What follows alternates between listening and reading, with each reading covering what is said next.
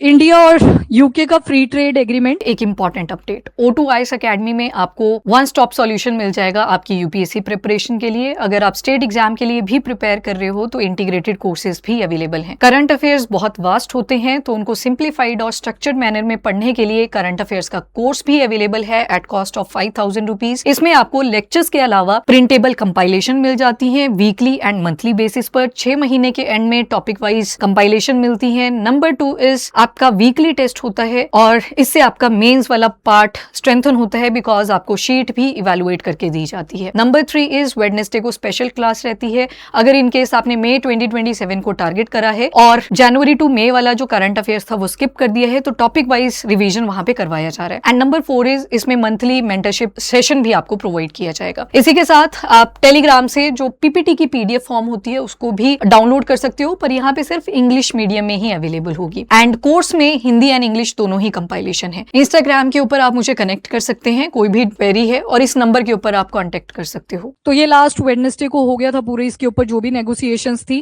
तो हम देख लेते हैं थोड़ी सी डिटेलिंग। सबसे पहले तो 4 साल से ये नेगोशिएशन चल रही थी, अब फाइनल इसको इंप्लीमेंट करने जा रहे हैं। जब भी आपके पास फ्री ट्रेड एग्रीमेंट आता है तो होता क्या है, जैसे यहाँ पे इंडिया आ गया यूरोपियन कॉन्टिनेंट में, यहाँ पे आपको छोटा सा पार्ट यूके का दिखेगा, ये आयरलैंड वाला है। नॉर्थ आयरलैंड जब आप यूके की बात करते हो तो उसमें काउंट होता है। ब्रिटेन की जब बात करते हैं तो उसमें सिर्फ ये इंग्लैंड, वेल्स और कौन सा स्कॉटलैंड वाला पार्ट आता है जब ब्रिटेन की बात होती है। ग्रेट ब्रिटेन पॉलिटिकल टर्म आ जाती है, खुद को बहुत बड़ा दिखाना कि देखो हमने कितनी सारी कॉलोनीज बनाई हैं, तो उस टाइम पे ग्रेट टर्म बहुत ज्यादा यूज होती थी। पर जब यूनाइटेड किंगडम की बात आती है तो ये तीनों तो आएंगे, प्लस नॉर्थ आयरलैंड भी इसमें इंक्लूड हो जाता है। तो यूके के साथ अभी ये फ्री ट्रेड एग्रीमेंट साइन हुआ। बहुत सी चीजें हैं, लग्जरियस गाड़ियां हैं जो यूके से आती हैं टू इंडिया, मतलब इंडिया में खरीदा गया। पर जब खरीदेंगे तो हम क्या करते हैं, इनके ऊपर ड्यूटी इंपोज कर देते हैं, एक टाइप ऑफ टैक्स, एक टाइप ऑफ एडिशनल ड्यूटी यहाँ पे इंपोज कर देते हैं। सेम चीज जब हम बेचेंगे तो ये भी हमारे ऊपर क्या करते हैं, ड्यूटी को इंपोज कर देते हैं। और ये ड्यूटीज किस टाइप की होती हैं, तो कस्टम ड्यूटीज होती हैं जो आपको पे करनी पड़ती हैं और ये गवर्नमेंट के खाते में भी जाती है, एक तरह से अर्निंग हो जाती है गवर्नमेंट की। सेम यहीं पे एक और टर्मिनोलॉजी आती है, दैट इज टैरिफ्स। टैरिफ्स इस वजह से भी लगा दिए जाते हैं कि हमारे पास ज्यादा परचेजर नहीं है तो आपको ना एडिशनल पेमेंट और करनी पड़ेगी। सोचो अगर तो 10% टैरिफ है, ये तो थोड़ा छोटा ही लग रहा है। अगर यही टैरिफ में 110% लिख दूं, मतलब एडिशनल, मान लो एक गाड़ी है वो 55 लाख रुपए की पड़ रही है, यूके से आ रही है टू इंडिया, पर 110% अगर उसके ऊपर टैरिफ होगा उसकी कॉस्ट तो करोड़ में चली जाएगी। तो डेफिनेट है कि एक छोटा सा सेक्शन होगा जो कि परचेजर की काउंटिंग में आएंगे यहाँ पर। तो ये टैरिफ्स भी रिड्यूस करे गए हैं during this India UK free trade agreement. और बाकी यूरोपियन यूनियन वाला जो हुआ था फ्री ट्रेड एग्रीमेंट वो भी चल रहा है, वो चल रही है, उसकी इंप्लीमेंटेशन अभी पूरी तरह से नहीं हुई है। तभी जब जितनी भी विजिट यूरोपियन यूनियन के अंदर इस बार प्राइम मिनिस्टर ऑफ इंडिया की हुई, उन्होंने यही बोला कि फटाफट से इस एफटीए को हम इंप्लीमेंट करेंगे। तो सबसे पहले इंडिया का first comprehensive free trade agreement है किसी डेवलप कंट्री के साथ, और दूसरा अभी यूरोपियन यूनियन के साथ चल रहा है, मतलब नेगोशिएशन हो चुका है, साइन हो चुका है, इंप्लीमेंटेशन की देरी है।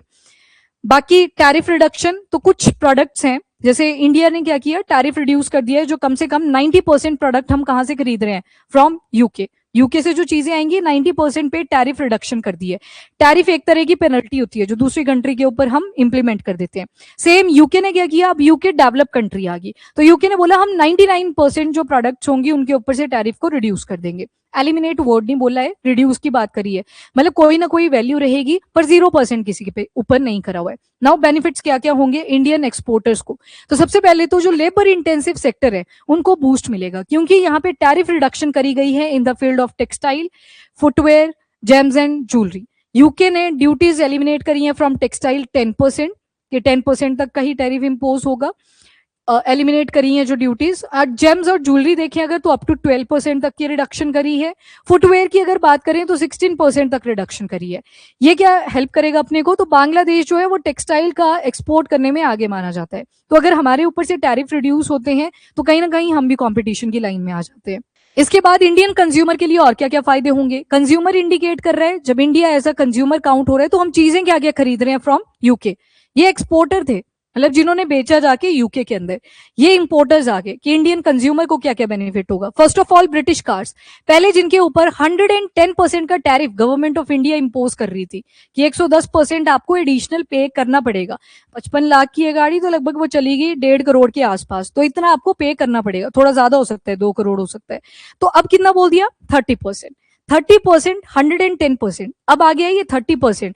तो मतलब अगर अब 50 लाख के आसपास है तो ये कहाँ पे, जैसे 68 के आसपास, तो मतलब आप देख रहे हो पहले वो करोड़ में आ रही थी, अब वो लैक्स में आ चुकी है, तो परचेजर ज्यादा हो जाएंगे। पर फॉर द फर्स्ट ईयर, मतलब ये जो अभी जब से शुरू होगा, एफटीए जब से इंप्लीमेंट करा गया, और पूरे 365 दिन आगे के जोड़ लो, तभी तक होगा ये इम्पोज। मतलब एक साल के बाद जो टैरिफ होंगे वो थोड़े से और इंक्रीज करेंगे। तो आगे लिखा है कि फर्दर 5th ईयर में हम क्या करेंगे, और रिड्यूस इसको कर देंगे, लगभग 10% पे लेके जाएंगे। तो मतलब जो कॉस्टिंग होगी ब्रिटिश लग्जरियस कार्स की, वो और ज्यादा रिड्यूस कर जाएगी। तो ये पहले क्या किया जाता है, फेज्ड मैनर में इंप्लीमेंट करते हैं। फेज मैनर का मतलब पहले थोड़ा रिड्यूस करा, फिर उसके बाद और रिड्यूस करेंगे, एक टाइम पे नेग्लिजिबल भी आ जाते हैं कुछ प्रोडक्ट्स के ऊपर। तो पहले 110 से 30%, फिर 30% से 10%। पहले साल के अंदर सिर्फ 30% लगेगा, अगले जो 5th ईयर, मतलब अगले के जो 4 साल होंगे उसमें कितना आ जाएगा, ये 10% के ऊपर। मतलब जो कॉस्ट होगी वो और ज्यादा रिड्यूस करेगी। एनुअल इंपोर्ट कोटा, मतलब कितना नंबर लेके आओगे आप। तो सबसे पहले बोला कि इनिशियली एक साल का जो टाइम पीरियड रहेगा, इस पे 20,000 व्हीकल्स पे ही अलाउ करा गया है। फिर आने वाले 5th ईयर, मतलब आगे के जो साल होंगे, जब टैरिफ कितने पे आ चुका होगा, 10% के ऊपर, यानी कि अब आपको और कम ड्यूटी पे करनी है, तो 37,000 व्हीकल्स आ जाएंगे, नंबर इंक्रीज करेगा। कोटा का मतलब होता है नंबर ऑफ कमोडिटीज, गाड़ियों की बात हो रही है यहाँ पे, तो ये कार्स का नंबर है 12,000 व्हीकल्स, मतलब जो भी गाड़ियां आ रही है उनका ओवरऑल कोटा, कि कितनी गाड़ियां आएंगी from UK to India, 20,000 quota है। फॉर एग्जाम्पल मैंने बोला कि मैंने आज चॉकलेट्स लेके आनी है क्लासरूम के अंदर, पर बोला कि आज के दिन जो टॉप 3 में आएगा सिर्फ उन्हीं के लिए लेके आऊंगी, मतलब मैंने 3 चॉकलेट्स बोल दी। अगले दिन मैंने बोला कि नहीं, अब मैं 10 चॉकलेट्स लेके आऊंगी, 10 मतलब अब 10 टॉप 10 जो स्टूडेंट्स रहेंगे उनको मैं चॉकलेट प्रोवाइड करूंगी। तो कोटा क्या इंडिकेट करता है, नंबर को। तो यहाँ पे नंबर दिया है व्हीकल्स का, 20,000 व्हीकल, 37,000 व्हीकल, डन। तो कोटा भी फिक्स करा जाता है, कि ऐसे नहीं कि आप कितने भी नंबर में परचेजिंग कर सकते हो, यहाँ पे कोटा फिक्स कर दिया जाता है। अल्कोहलिक बेवरेजेस अगर देखें तो इस टैरिफ को भी रिड्यूस कर दिया है, पहले ये 150% पे था, अब ये कितने पे आ गया है, 75% के ऊपर। तो इसकी भी कॉस्टिंग, जो बाहर से वाइन्स वगैरह आती हैं उसकी भी कॉस्टिंग रिड्यूस होती हुई आपको इंडिया के अंदर दिखाई देगी। एंड बाद में बोला है कि 10th ईयर, अगले जो फिर 10 साल होंगे, ये एक साल के लिए कर दिया इनिशियली, फिर 40% पे इसको ले आएंगे, मतलब कॉस्ट और रिड्यूस होगी। पीने वाले इंडिया में फिर और बढ़ेंगे, क्योंकि अब कॉस्ट रिड्यूस होगी, ठीक है। पर वो हाई क्वालिटी की होती है, वैसी नहीं होती, पौवा is different and wine is different, है ना। चलो next is other products, British beauty and cosmetic products, इनके ऊपर भी बहुत सारी एलिमिनेशंस, रिडक्शंस करी गई हैं with respect to tariff. Custom reform, ये थोड़ा सा इंपॉर्टेंट है। कई बार क्या होता है कि 3 कंट्रीज का एग्जाम्पल ले लेते हैं, एक है यहाँ पे इंडिया, एक है चाइना, एक है यूके। अभी जो फ्री ट्रेड एग्रीमेंट साइन हुआ किन दो के बीच में है, that is India and UK. इन दोनों के बीच में फ्री ट्रेड एग्रीमेंट साइन हुआ, मतलब जो यूके में मैन्युफैक्चर हुई चीज, मतलब कार जो मैन्युफैक्चर हुई यूके में, मेड इन यूके बोलेंगे उसको, कौन परचेज कर रहा है, इंडिया। पर चाइना ने क्या किया, यूके के साथ कोलैबोरेशन कर लिया कि यार देखो तुम्हारे साथ तो फ्री ट्रेड एग्रीमेंट हो रखा है, और हमारे ऊपर तो एंटी डंपिंग ड्यूटी लगा देते हैं कभी कभी, कि हम बल्क में ही अगर बेचते हैं, तो अब हम क्या चाहते हैं, हम आपके थ्रू बिकवाएंगे इन चीजों को। मतलब चाइना मेड प्रोडक्ट हो सकता है और उसमें क्या लिखा होगा, मेड इन यूके, तो इससे तो गड़बड़ होगी इस वाली कंट्री को जो कंज्यूम कर रही थी। यहाँ पे कोई थर्ड कंट्री आई जिसने क्या कर दिया, इनके साथ कुछ एग्रीमेंट साइन कर लिए इंटरनली, और वो किसके नाम पे बेच रहे हैं, मेड इन यूके। तो ये तो ब्रीच दिख रहा है आपको, ये तो धोखा ही हो गया एक तरह से। तो इस बार क्या बोला, यहाँ पे सेल्फ डिक्लेरेशन ऑफ इनवॉइस भी इंक्लूड कर दिया। कोई गवर्नमेंट अथॉरिटी नहीं होगी, जैसे आप लेते हो ना रिस्पॉन्सिबिलिटी की, I the citizen of India, खुद ले रहे हो रिस्पॉन्सिबिलिटी, सेल्फ डिक्लेरेशन। तो जिस भी कंपनी से परचेजिंग होगी वो एक इनवॉइस के ऊपर क्या करेगा, सेल्फ डिक्लेरेशन ऐड करेगा। यहाँ पे कोई और कंट्री इन्वॉल्व नहीं है, हम किसी और कंट्री का फायदा नहीं करवा रहे, क्योंकि हमारी इंटरनल डिस्कशन हुई थी। तो जो सेल्फ डिक्लेरेशन है ये वो इनवॉइस के ऊपर रखी जाएगी। इनवॉइस मतलब जो बिल होगा कि कितनी परचेजिंग हमने करी। तो सबसे फॉर द फर्स्ट टाइम ये फ्री ट्रेड एग्रीमेंट के अंदर साइन करा गया है। तो इंडिया ने एक्सेप्ट कर लिया है कि जो self declaration of origin by UK exporter और प्रोड्यूसर होगा उसको हम एक्सेप्ट करेंगे। गवर्नमेंट की स्टैंप की लगाने की जरूरत नहीं है, आप खुद सेल्फ डिक्लेयर करोगे। अगर पकड़े जाते हो बाद में तो फिर आपको अकाउंटेबल होना पड़ेगा, फिर वो कंट्री के रूल्स होंगे जो भी रिस्पेक्टिव, वो फॉलो करे जाएंगे। बाकी पहले क्या होता था, सर्टिफिकेट बेस्ड सिस्टम हुआ करता था, जिसको कोई डेजिग्नेटेड अथॉरिटी, जो भी ऑफिशियल बैठे होते थे वो स्टैंप लगाएंगे, उसके बाद ही आगे जाता था। तो एक तो वो जो वर्क था एक्स्ट्रा वो रिड्यूस कर दिया, अकाउंटेबिलिटी किसकी इंश्योर कर दी, जिससे हम चीजों को खरीद रहे हैं। एंड तीसरी चीज, वो कोई तीसरी कंट्री की पार्टिसिपेशन यहाँ पे नहीं होनी चाहिए, कंपनी फटाफट से मैन्युफैक्चर करे, अपनी प्रोडक्ट्स को आगे चल के बेचे, एंड इतना ज्यादा लंबा प्रोसीजर भी ना रहे। तो मतलब जैसे यूके के एक्सपोर्टर हैं, कोई गाड़ी कहाँ पे एक्सपोर्ट करेंगे, टू इंडिया, इंडिया खरीदेगा तो लास्ट में आ जाएगा इंडिया। अब इंडिया ये डायरेक्टली नहीं पहुंचेगा अंदर, पहले कुछ प्रोसीजर रहेगा, लॉजिस्टिक भी रहेंगे, सेल्फ डिक्लेरेशन इनवॉइस के ऊपर होगा, मतलब जिस भी कंपनी से परचेजिंग करी गई है वो खुद लिख के देगा कि ये हमने ही बनाई है, यहाँ पे कोई हमने जो एग्रीमेंट के अंदर टर्म्स एंड कंडीशन थी उन सारी चीजों को हमने फॉलो करा है, कोई दूसरी कंट्री का यहाँ पे इन्वॉल्वमेंट नहीं था। अब फॉर एग्जाम्पल यूके ने कोई गाड़ी बनाई पर उसका कोई स्पेयर पार्ट है जो वो मेड इन चाइना रखते हैं, तो एग्रीमेंट के अंदर लिखा होगा कि ये वाला पार्ट हम वहां से कैरी करते हैं, पर पूरा का पूरा व्हीकल नहीं आएगा वहां से। सेकंड, शिपमेंट पहुंचेगी अब इंडिया, वो गाड़ियां आ गई कहाँ पे, इंडिया। अब इंडिया में होंगे कस्टम ऑफिसर, तस्करी करके देखा है वेब सीरीज, उसमें बहुत अच्छे से कॉन्सेप्ट समझाया हुआ है, जब भी शिपमेंट्स आती हैं कैसे इलीगल गोल्ड्स की सप्लाई चलती है, मतलब देखना उसको कभी टाइम लगे, अगर जो चीजें अच्छी होती हैं वो मैं खुद ही रेकमेंड कर देती हूँ तभी आपको। तो उसमें ये कस्टम ऑफिशियल्स का काम कैसे चलता है वो पूरा रिप्रेजेंट आपको कराए, कुछ नहीं होगा, वो शिपमेंट आ गया, शिपमेंट में क्या आई थी, गाड़ियां आई थी, अब गाड़ियां होंगी वो सारे डब्बे तो खोल के नहीं देखेगा, वो क्या करेगा, वो बिल देखेगा फर्स्ट ऑफ ऑल, जो इनवॉइस होगा बिल के ऊपर सारी डिटेलिंग होंगी, फिर अंदर वो मशीन के थ्रू जाएगा, देखेंगे कि हाँ गाड़ियां ही हैं इसके अंदर। तो ये सारा काम कौन देखेंगे, जो कस्टम ऑफिशियल्स रहेंगे। अब इन्होंने चेक कर लिया, वेरिफिकेशन कर ली कि हाँ सेल्फ डिक्लेरेशन फॉर्म जो रिसेंटली फ्री ट्रेड एग्रीमेंट के अंडर साइन हुआ था वो इसके अंदर एडिड है, कंपनी रिस्पॉन्सिबिलिटी ले रही है कि इसको टर्म्स एंड कंडीशन में ही बनाया गया। और फाइनली जो टैरिफ होंगे जो ग्रांट करे गए थे कितने % रिड्यूस करेंगे, जैसे पहले कितना था 110%, अब कहां पहुंचा दिया 75%, फिर अगले वाले जो साल रहेंगे उसमें कितना आ जाएगा 30%, मतलब ये जो रिडक्शन है वो इसी तरह से चलेंगी। इतना ही था ना, हाँ 30% था, सॉरी 30%, इनिशियली था 30%, फिर 10% था, 30% एंड देन 10%, तो मतलब फिर वो देखेगा कि एफटीए के अंडर कितनी रिडक्शन करने को बोली थी, फिर वो इंपोज हो जाएगा। अब यहाँ पे पूरा नंबर भी मेंटेन करा जाएगा क्योंकि कोटा भी फिक्स करा गया है कि सिर्फ 20,000 व्हीकल ही आएंगे इनिशियली, तो वो कोटा भी फिक्स होगा। जैसे ही मान लो 20,000 से एक्सीड कर जाता है तो फिर 30% टैरिफ नहीं लगेगा, उस पर 110% लगेगा, मतलब उसी कोटे में आना चाहिए, उतना ही नंबर आना चाहिए। डन। तो ये कस्टम ऑफिशियल का काम रहेगा, फाइनली वो जो टैरिफ होंगे वो इंपोज करे जाएंगे। इस बार आपको ज्यादा पेमेंट नहीं करनी पड़ेगी, यूके वालों को बोला जाएगा एंड कम रेट के ऊपर हमारे पास गाड़ी पहुंच जाएगी। डन, मतलब रेट उतना ही रहेगा, उनको एक्स्ट्रा पेमेंट वो कम करनी पड़ेगी। अब तो फिर कंज्यूमर के पास भी क्या होगा, उनको भी कम ही पे करना पड़ेगा, पहले करोड़ में कर रहे थे अब लैक्स पे आ जाएगा। मैकेनिज्म क्लियर ये, तो ये फॉर द फर्स्ट टाइम इतना कॉम्प्रिहेंसिव तरीके से सेल्फ डिक्लेरेशन ऑफ ओरिजिन ये फॉर्म भी इसमें ऐड कर दिया गया, इनवॉइस पे रहेगा, मतलब कंपनी इसको छपवा लेगी और प्रॉपर लिखेगी वहां पे कि हम सेल्फ डिक्लेयर इस चीज को कर रहे हैं। बाकी मेडिकल डिवाइसेस हैं, इस पे भी टैरिफ्स रिमूव करे गए हैं अप टू 14%, जो भी हम यूके से मेडिकल डिवाइसेस लेके आते हैं। बाकी इनका मेन एम क्या है, तो चाइनीज और जो आसियान एक्सपोर्टर्स हैं उनका इन्फ्लुएंस कम करना, मतलब जो इंडिया की डिपेंडेंसी है आसियान या फिर चाइना के ऊपर उसको रिड्यूस करना। पर ये थोड़ी सी आपको कॉन्ट्राडिक्टरी भी दिखेगी, जहां पे आसियान का मेंशन करा तो इंडोनेशिया के साथ तो हम पहले कोऑपरेट करने की ट्राई कर रहे हैं, पर यहाँ पे हम रिलायबल पार्टनर्स भी देख रहे हैं कुछ चीजों के लिए। लग्जरियस गाड़ियां जैसे यूके से आ रही हैं वैसी आसियान वगैरह से आपको नहीं दिखेंगी, पर China can be a competitor. Electrical vehicles आपको इंडिया के अंदर लेके आने हैं, आप देखोगे एक कॉम्पिटिटर जो रीजन के अंदर लाए कर रहा है दैट इज चाइना, तो कॉन्ट्राडिक्शन भी आ सकती है, आप इसको चैलेंज में भी ऐड कर सकते हो। एंड इस फ्री ट्रेड एग्रीमेंट के अंदर CBAM, इसको यूके ने भी ऐसे तिरछी नजरों से देखा कि हमें नहीं बात करनी, जो यूरोपियन यूनियन ने बोला है हम उनको सपोर्ट करते हैं।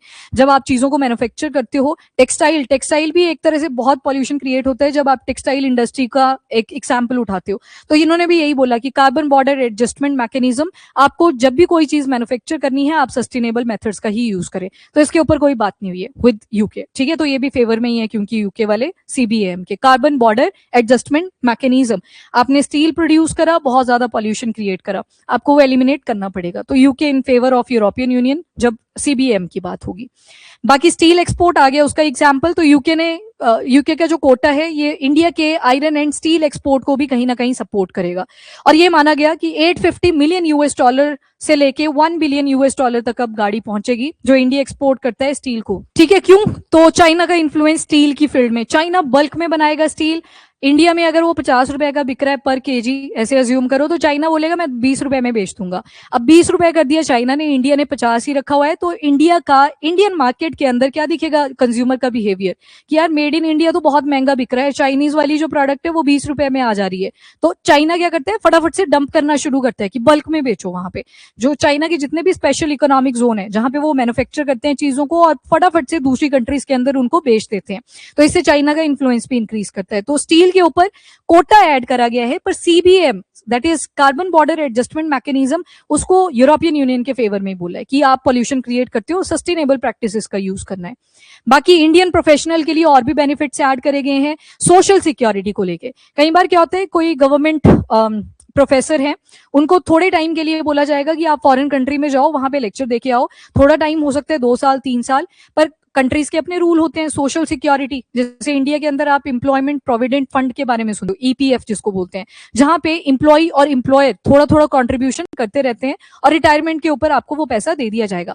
पर कई बार क्या होता है कि हमारे जो प्रोफेशनल है वो थोड़े से टाइम पीरियड के लिए बाहर जाते हैं, तो यहाँ पे पॉज लग जाता है, या पॉज नहीं रखना है, आपको कंटिन्यूटी में रखना है, तो आपको यहाँ भी सोशल सिक्योरिटी के अंदर पैसा डालना पड़ेगा। एंड जब आप यूके पहुंचते थे तो वहां पे वो भी क्या बोलते थे कि सोशल सिक्योरिटी के अंदर आपको एडिशन करनी पड़ेगी, पर हो सकता है उस प्रोफेसर की चॉइस नहीं थी ये, वो चाहता था कि मेरे को सिर्फ इंडिया की ही सोशल सिक्योरिटी के अंदर पैसा ऐड ऑन करना है, क्योंकि जब दोनों जगह पे पैसा ऐड ऑन करेगा जाएगा तो उसकी सैलरी में से ही, तो डेली लाइफ भी तो चलानी है, तो उसकी अगर वो चॉइस नहीं है, तो यहाँ पे अब यूके ने बोल दिया है कि आप जहां पे सोशल सिक्योरिटी में इन्वेस्ट करना चाहते हो वहां पे करें, मतलब जहां पे भी आपको सैलरी से अपनी सोशल सिक्योरिटी डिडक्ट करवानी है वहां पे आप ऐड कर सकते हो। तो मतलब इंडियन कंपनी है, अपने एम्प्लॉय को यूके भेज रही है एग्रीमेंट से पहले, यानी कि जब ये फ्री ट्रेड एग्रीमेंट साइन नहीं हुआ था तो ये इंडिया में भी पे कर रहा है सोशल सिक्योरिटी, एंड जब यूके में गया तो वहां पे भी पे कर रहा है, 2 बार उसको पेमेंट करनी पड़ रही है सोशल सिक्योरिटी के अंदर। उसकी चॉइस नहीं थी पर उसको करनी पड़ रही है एज पर द रूल्स। अब हुआ क्या, एग्रीमेंट साइन कर दिया तो उसकी अगर चॉइस है कि मेरे को सिर्फ इंडिया में ही सोशल सिक्योरिटी पे करनी है, वो इंडिया में ही करेगा, वहां पे चला जाएगा, वहां पे ये चीज अब डिडक्ट नहीं होगी।